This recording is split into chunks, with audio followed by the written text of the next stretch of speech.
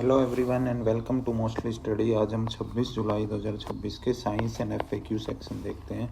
इसमें सबसे पहला आर्टिकल है India's rice fields rank among world's top methane sources. India is world's top rice producer, ये हम जानते हैं। Paddy cultivation covers 55% of its rain fed harvested area. और increasing use of fertilizers, residues, irrigation, इनसे और भी emissions increase होते हैं। सबसे पहले हम ये देख लेते हैं, जो इमेज है, India's irrigated paddy fields release more methane in a year than all of Germany. पूरी जर्मनी से ज़्यादा मीथेन तो सिर्फ पैडी फील्ड्स रिलीज करते हैं। But rice is crucial for India's food security, ये भी ध्यान रखना चाहिए। Global green house gas emissions from paddy fields have nearly doubled since the 1960s। एक स्टडी में यह है कि डबल हो गया है green house gas emissions from paddy fields. Half of the emissions increase stems from the loss of soil organic carbon in the paddy fields. Soil organic carbon के loss होने से हाफ ऑफ द एमिशंस होता है। और emissions का main regions क्या है? Flooded field, क्योंकि राइस के लिए फील्ड्स को भरे हुए रखना पड़ता है पानी से, कंटिन्यूस इरिगेशन करना पड़ता है। And heavy use of nitrogen fertilisers का हैवी यूज होता है। फिर better irrigation and residue management से हम 10% से एमिशंस को रिड्यूस कर सकते हैं ग्लोबल बाय 2050। लेकिन न्यू टेक्निक्स अडॉप्ट करनी इतनी आसान नहीं होती है, क्योंकि एक तो लेबर शॉर्टेज है और एक टेक्निकल नॉलेज नहीं होती है फार्मर्स के पास। अब हम देखते हैं क्रॉप डाइवर्सिफिकेशन।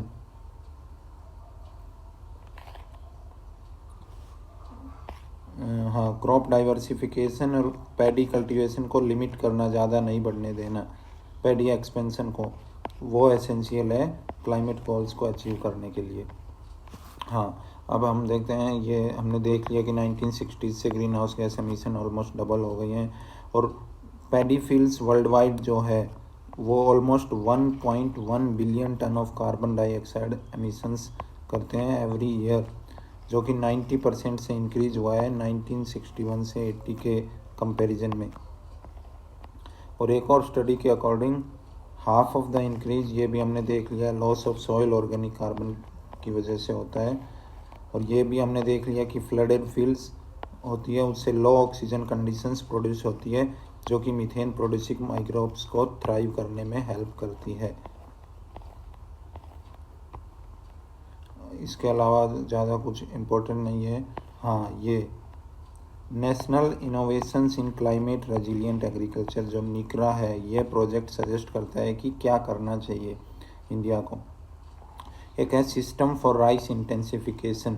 इसके अंदर यंग सीडलिंग्स को प्रिसाइजली ट्रांसप्लांट किया जाता है, और उनको जो खेत है उनको कंटिन्यूसली फ्लडेड नहीं रखना पड़ेगा, मतलब कि पौधों को लगाना होता है, बीज को नहीं बोना राइस के। तो ये एक चेंज कर सकते हैं। इरिगेशन के टाइम कंटिन्यूसली फ्लड नहीं रखना पड़ेगा, जिससे एमिशंस रिड्यूस होंगे। ये निकरा ने सजेस्ट किया है, और ज़्यादा कुछ आर्टिकल में नहीं है, ये हमने इस इमेज में देख लिया, मेनली यही है। जर्मनी से भी ज़्यादा मीथेन है, क्रूशियल है फूड सिक्योरिटी के लिए, नियरली डबल हो जाता है। Loss of soil carbon, organic carbon main reason है हाफ ऑफ एमिशंस के। Flooded fields, irrigation and fertilisers की वजह से बढ़ता है।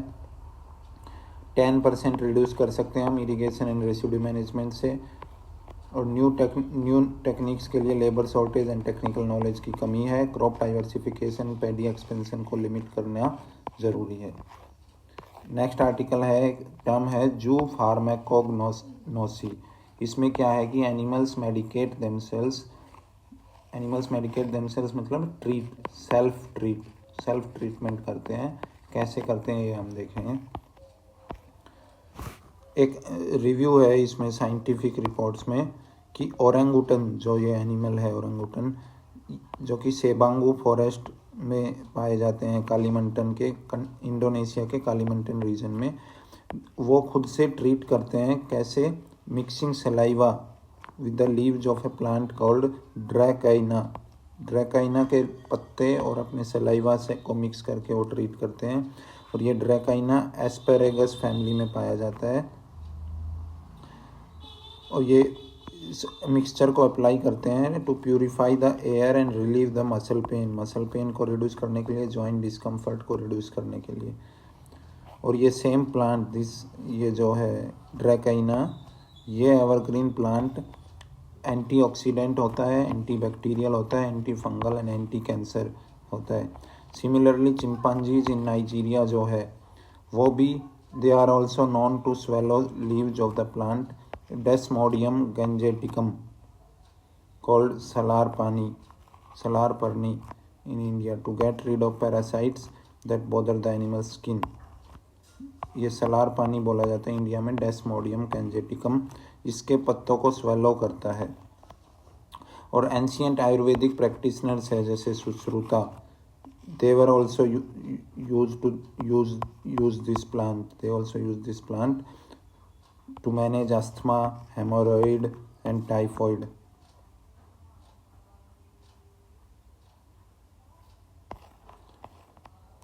और एक स्नेक प्लांट है ग्रीन सेंग, oregano and others for medicinal पर।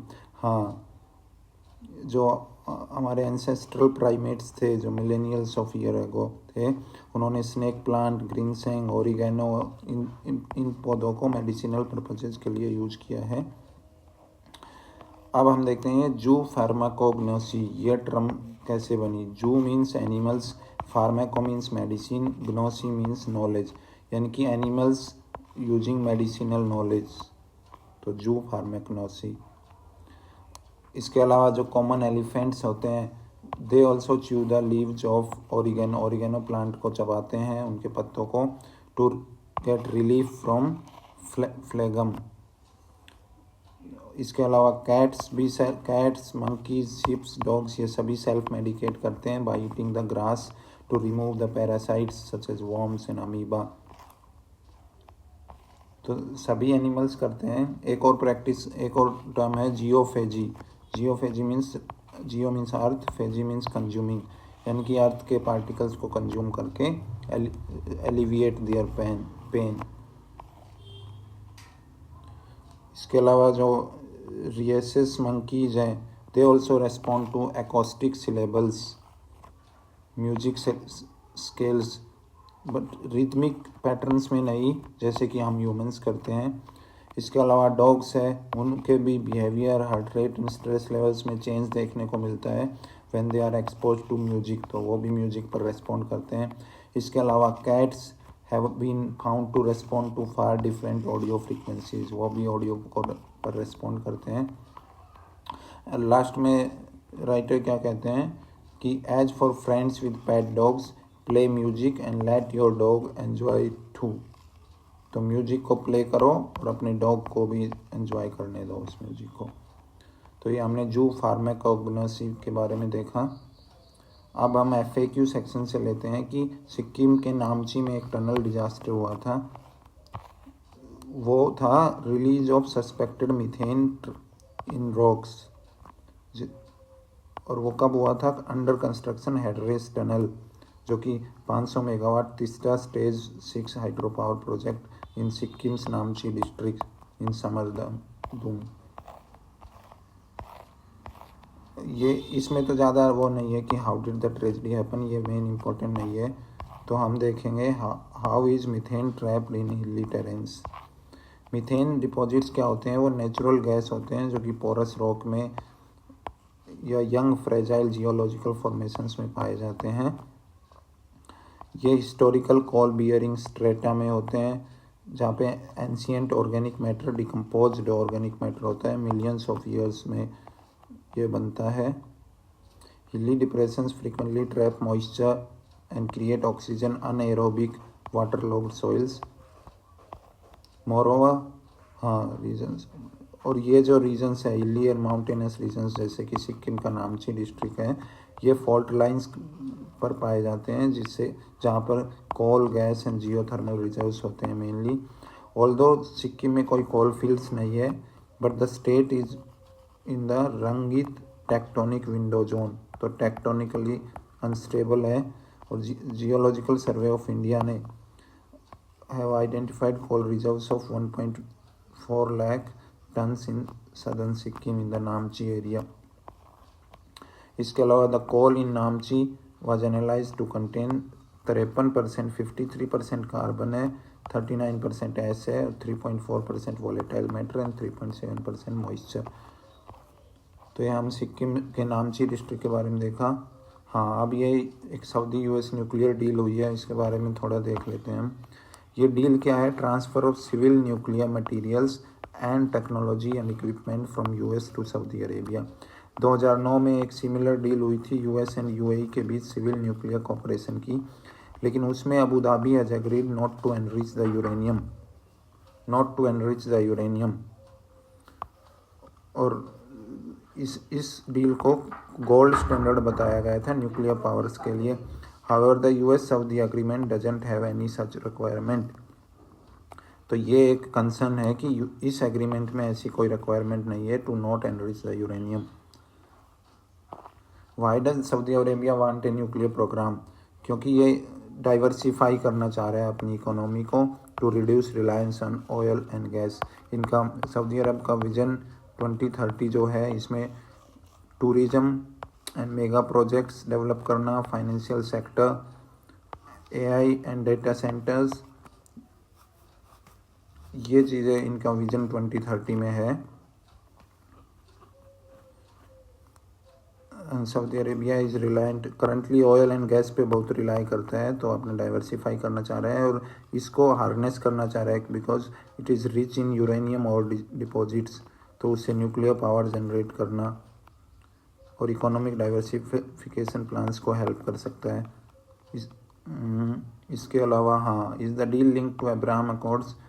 शुरू में तो it did not mention the Abraham Accords, जिस अकॉर्ड के under UAE, Bahrain and Morocco ने इजराइल के साथ रिलेशंस नॉर्मलाइज की है 2020 में।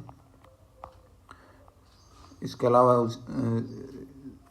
2023 में हाँ, Saudi Arabia and Israel came close to establishing formal diplomatic ties. और उसी मंथ यूएस ने आईमैक अनाउंस किया था, India Middle East Europe corridor. लेकिन बाद में ट्रंप ने बोला है कि nuclear deal is contingent on Saudi Arabia joining the Abraham Accords, कि सऊदी अरेबिया अब्राहम अकॉर्ड्स को ज्वाइन करेगा तभी न्यूक्लियर डील होगी। However it is not clear. तो ये हमने सऊदी यूएस न्यूक्लियर डील के बारे में देखा। अब देखते हैं हम एक Ken Betwa project, interlinking project है ये। What is Ken Betwa river linking project? It is first of the 30 proposed river linking projects under the National Perspective Plan, जो कि 1980s में फॉर्मुलेट की गई थी। नेशनल पर्सपेक्टिव प्लान के 2 कंपोनेंट्स हैं, एक तो हिमालयन रिवर्स डेवलपमेंट जिसके अंदर 14 लिंक्स हैं, एक पेनिनसुलर रिवर्स डेवलपमेंट जिसके अंदर 16 लिंक्स हैं। तो ये 30 लिंक्स हैं, रिवर लिंकिंग प्रोजेक्ट्स हैं, जो कि आइडेंटिफाई किए हैं नेशनल वाटर डेवलपमेंट एजेंसी ने। तो फाउंडेशन स्टोन इसका रखा गया था खजुराहो में 2024 में। इसके साथ ही 2 धन डैम भी है, जो कि surplus water of Ken river उसको बेतवा रिवर में भेजना है बाय कंस्ट्रक्टिंग द 2 धन डैम। और 221 किलोमीटर लंबी एक कैनाल भी बनाई जा रही है, जिसमें कि टनल भी है 2 किलोमीटर लंबी। इसके अलावा इस सेम प्रोजेक्ट में 103 मेगावाट ऑफ हाइड्रो पावर और 27 मेगावाट ऑफ सोलर पावर भी जनरेट करने की प्लान है। और ये Ken Betwa water linking project से वाटर स्कैरसिटी दूर होगी बुंदेलखंड रीजन में, जो कि एमपी एंड यूपी दोनों के डिस्ट्रिक्ट्स को हेल्प करेगा। अब वो ट्राइबल्स प्रोटेस्ट क्यों कर रहे हैं? वो प्रोटेस्ट इसलिए कर रहे हैं कि इसमें डिस्प्लेसमेंट बहुत है। Nearly 8 villages in Panna district and 14 villages in Chhatarpur are facing displacement। और कंपनसेशन के बारे में कर रहे हैं। अभी उनको कंपनसेशन मिला है 12.5 लाख पर बेनिफिशियरी रिहेबिलिटेशन पैकेज है। हाँ, इसके अलावा वहाँ के ट्राइबल्स क्लेम कर रहे हैं कि बहुत सारे ऐसे लोगों को भी इंक्लूड कर दिया गया है जिनका कोई कनेक्शन नहीं है उन विलेजेस से, और वो वहाँ से कई सालों पहले जा चुके हैं और बहुत सारे जेन्युइन रेजिडेंट्स को लेफ्ट आउट किया गया है। और प्रोटेस्टर्स ने यह भी कहा है कि ग्राम सभा प्रोसीडिंग्स में भी इरेगुलरिटीज़ थी जिससे कि कंसेंट ली गई थी केन बेतवा प्रोजेक्ट के लिए, वो भी फ्लॉड थी। लेकिन गवर्नमेंट ने रेस्पॉन्ड किया है कि 300 करोड़ रिहेबिलिटेशन पैकेज है मझगांव एंड रूंज इरिगेशन प्रोजेक्ट्स के लिए, जिसका कंपेंसेशन 5 लाख से बढ़ाकर 12.5 लाख पर एलिजिबल बेनिफिशियरी कर दिया गया है। और एक कुछ एनवायरमेंटल कंसर्न्स भी है, जैसे कि ये प्रोजेक्ट है वो पन्ना टाइगर रिजर्व में लाई करता है, और डिस्प्लेसमेंट के अलावा एक फेलिंग ऑफ ट्रीज भी है, proposed felling of trees. Approximately 17,000 trees को फेल करने के लिए आइडेंटिफाई किया गया है, जिसमें से 12,000 ट्रीज को फेल किया जा चुका है, बीन फेल्ड। इसके अलावा जो टाइगर्स है वहाँ पर वल्चर्स है, मासिर फिश है और घड़ियाल्स है, केन घड़ियाल सेंचुरी में, उनको भी इम्पेक्ट होने के फियर्स हैं। तो ये हमने देखा केन बेतवा प्रोजेक्ट के बारे में। इसके अलावा ये हाँ, आज के यही आर्टिकल थे। Thank you for watching.